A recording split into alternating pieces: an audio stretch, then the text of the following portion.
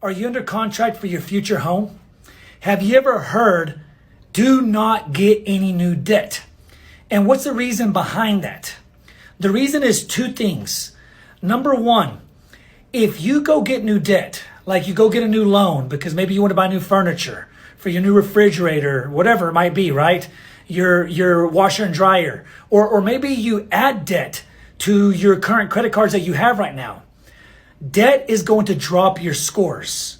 And your loan officer, the bank, is going to look at your credit scores one more time before you close, usually the day of closing.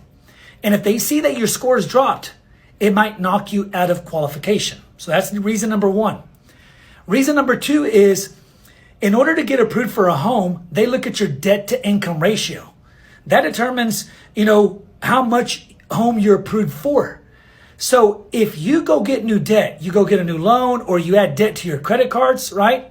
Now you have more debt.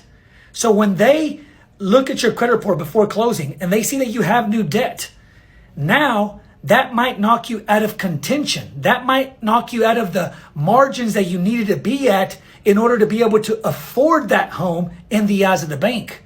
So do not get any new debt until after you close.